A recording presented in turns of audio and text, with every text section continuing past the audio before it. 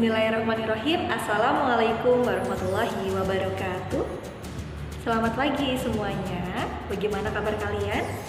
Ustazah harap semuanya dalam keadaan sehat dan siap untuk belajar hari ini. Kemudian bagi yang belum absen, silakan isi list absensi baik yang melalui WhatsApp group atau melalui link yang diberikan oleh guru masing-masing. Jangan lupa isi list absensi ya. Kemudian pada kesempatan hari ini kita akan membahas 3 tujuan pembelajaran.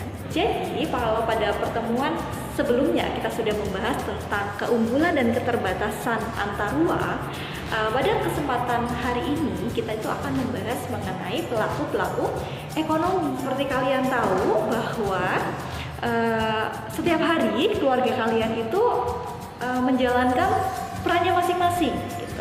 Ayah kalian bekerja, kemudian ibu juga bekerja, kemudian kalian sendiri belajar dengan rajin. Nah, setiap individu dalam suatu keluarga itu pasti menjalankan perannya masing-masing. Begitu pula dalam ekonomi gitu ya. Semua orang pasti melakukan semua kegiatan-kegiatan yang bertujuan untuk memenuhi kebutuhan hidupnya. Itulah yang disebut sebagai tindakan atau kegiatan ekonomi. Oke, pada kesempatan sekarang ini kita itu akan membahas siapa saja sih yang terlibat dalam kegiatan perekonomian gitu.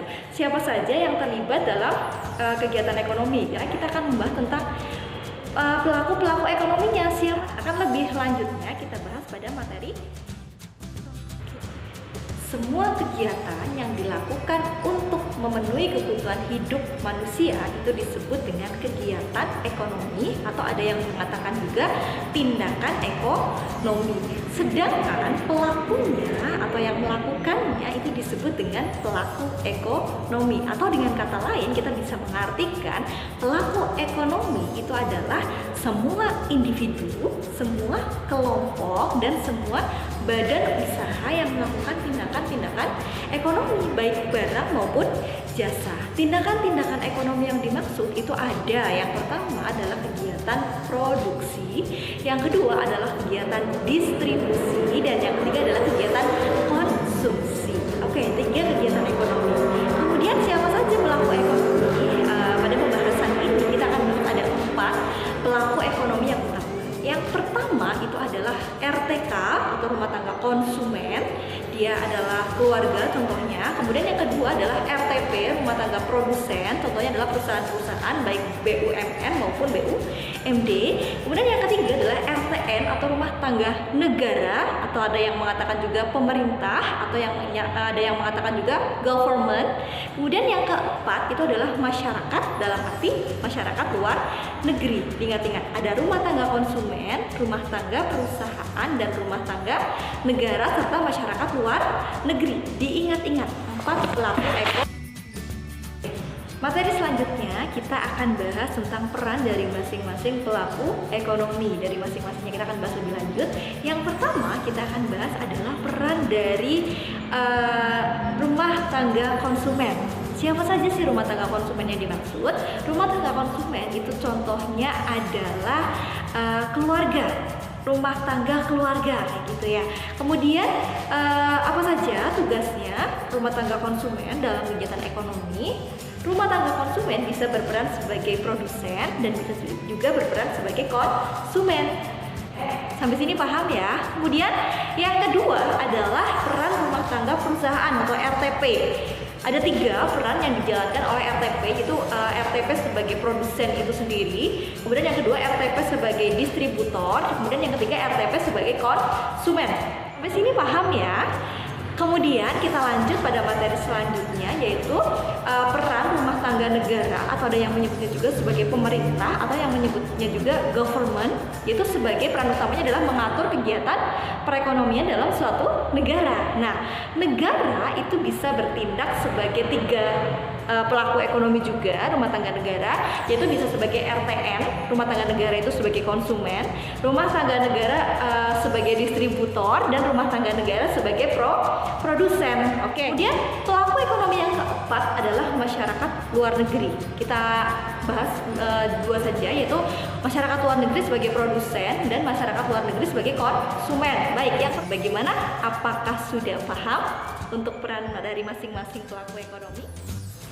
Untuk lebih lanjutnya tentang hubungan antara peran-peran pelaku ekonomi itu yang ada 4 pelaku itu, kita akan bahas dalam diagram 3 sektor.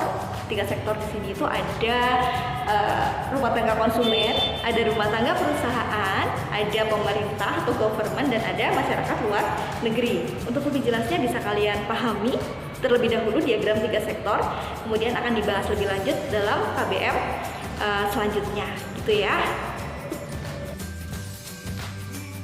Dibahas lebih lanjut bisa kita bahas pada pertemuan selanjutnya. Kemudian untuk mengecek kemampuan kalian setelah mempelajari materi pelaku ekonomi, Ustazah ada 3 soal evaluasi yang harus kalian kerjakan. Soalnya ada 3.